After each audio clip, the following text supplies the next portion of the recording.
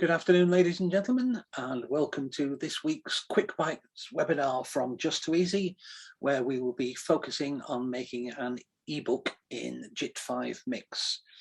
My name is Paul Wright.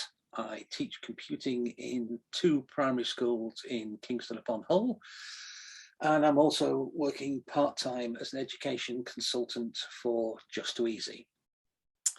Also with me today is Alistair Cameron, also from Just Too Easy.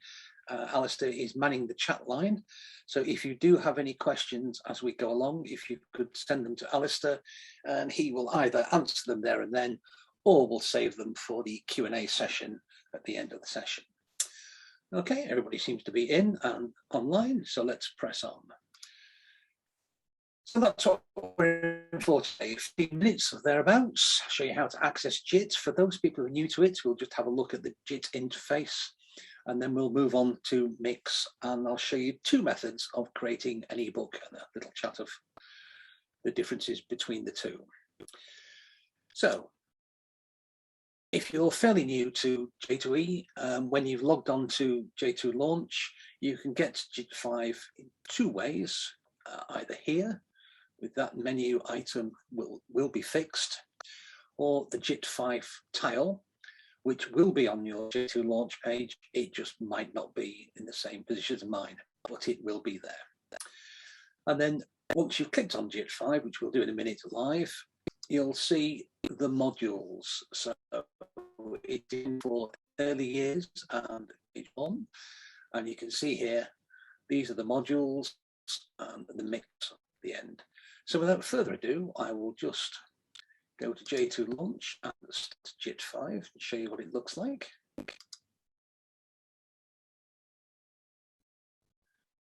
Here we go.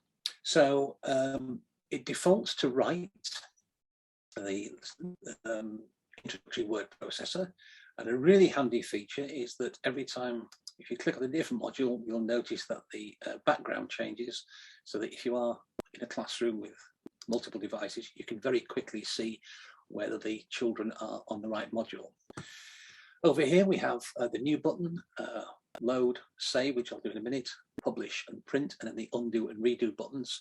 And if I just go across to paint, you'll see that those buttons are consistent across all the JIT modules.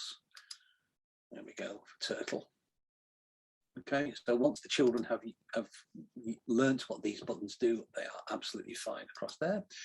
The other consistent thing is how you access the work. So when you start, or when you click a new one, you will get this box that will pop up, and you will have templates, which are these preset backgrounds, or pictures, which a teacher may have uploaded and wish to use themselves, but I'll cover those a bit later on. So the schools I work at, as a rule of thumb, in year 1, we tend to use the JIT modules individually, and then we move on to Mix early in year 2. It's not a hard and fast rule, but it's working for us at the moment. So individual units in year 1, and then sometime in year 2, we'll start moving on to Mix. Okay, that's what I'm going to do now. I'm going to start moving on to Mix. So when it pops up, you'll see here you can choose a layout. You can have just a plain page which mirrors each of these modules. So you'll notice here that it's blue, so it's going to be starting with a picture. I can change here. If I want to start with turtles, each one of these is just a little page on its own. Or if I wanted to do something like a cover page for my book, I could start here. So that's what I'm going to do now. So we'll start here. So the blue marries up to the paint module up there. So I'm going to click here. And I'm just going to, oops, I think I picked the wrong one, sorry. Right about your work. There we go. I'm going to click on new. And again, I get these, and they'll have seen these throughout year 1. So this should be absolutely fine. I'll just click on beach. It will load that background. Down here, I will just type. And off we go. I can save it page by page as we go along. Okay. So there, that'll just be my cover page. So what I want to do now is to move on and click move on and click, put another page in, And again, I can choose to have an individual page here. So if I wanted to do just a picture, I can do that one, or pictures and words here. So what I'll do now is just to cover a couple of the other modules. I'll click through and you can see there it chooses. Click on a graph. And now I can start saying, so when I went to the beach, I saw 3 crabs and 22 shells and 1 boat and a couple of people walking the dog. And you can see that's building up as we go. So now you can see here my ebook is taking shape. So again, I'll just save it now. I can give it a title here if I want to, but because they're young users, you can save without a title. So, but I will give it one. Click on save. And it's saved off. I'll show you where that goes in a second. This microphone icon, I can use that in 2 ways. I can leave some instructions for some pupils and record. I'd like you to have 5 pages in this book, and it must have a picture, an animation, some coding, and 2 of your choice. That can play back. I'd like you to have 5 pages in this book, and it must have a picture, that'll be fine, or the children can record their own.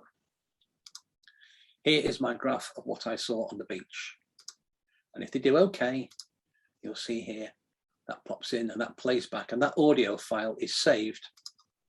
Here is my graph of what I saw on the beach with the file. Okay, so, and if we don't like that page, we can of course delete it. So,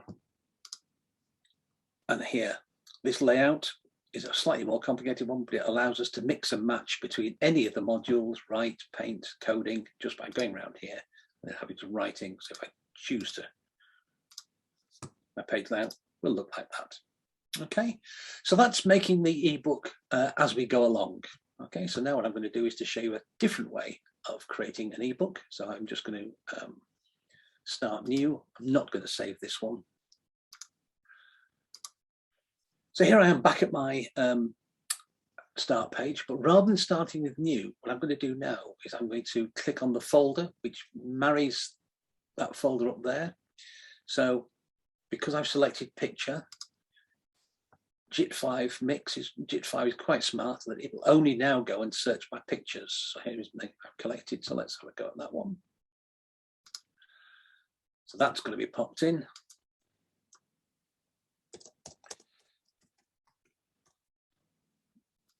Okay, I can pop it there. And then when I come to add another one, another page here, again, I've got my choices here. So if I wanted to do a graph for my next page, I will click, select that. And now if I go to load up here, you'll see that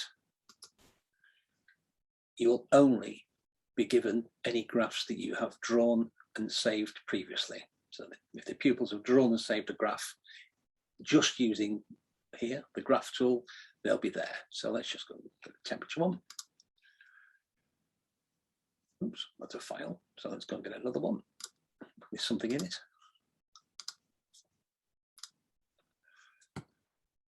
There we go. The temperature of Madagascar down into my ebook. So if I don't want that page anymore, I will delete it. Just goes to show that you don't have to get everything right first time. Right, so I can carry on going through here, looking at adding pages in as I choose to go. Okay, so again, let's just do another one. Go to here, write about your work. This bit is the pictures. So when I click up here, it will select pictures that I've done before, and I will be able to write about it over here. Okay, and those, again, I can save.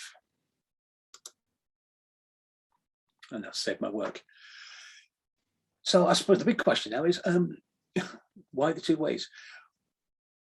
Last year, we did an end of year book for the pupils. I'll just go and find it now. Here we are. Here is William's end of year book. And in order to complete that book, he had to use the files that he'd saved previously.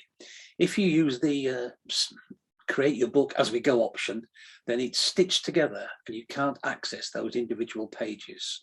So here is a book that I did earlier on. There's a mixed page, and it's just that, it's the book. So I can't easily extract one of those pages there. So at the moment I am leaning towards doing the work individually and then putting the ebook together at the end of a topic. It's not set in stone, but that's where we are at the moment. So let's just have a look at a few examples of ones that have been done by some pupils, which highlight what can be done. So here we go. Here's a bit of home learning. You can see there's the picture and the text module in operation. And here we are that she has uploaded pictures, and I'll show you how to do that in a second. All right, so these are obviously pictures taken at home on a device.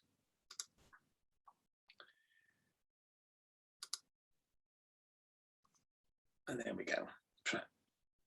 Okay, so in order to upload those pictures, then the pupil or the parent would have gone to here, gone to pictures, and then clicked on this folder, and that will access pictures that's on your computer. Okay, that is one way of doing that. Another way of doing that is to go to my files and just drop them there, just drag and drop them. So a couple of ways of uploading pictures. So that was that one. I'm just going to close that one down, not save it, it's not my work. Here is an ebook, coding ebook. We just did some coding for half a term and then decided it'd be a nice idea just to pull all those in. So this is an example of the work was saved individually as pages on code, and then a book was created at the end of the topic. So I'll just click on play.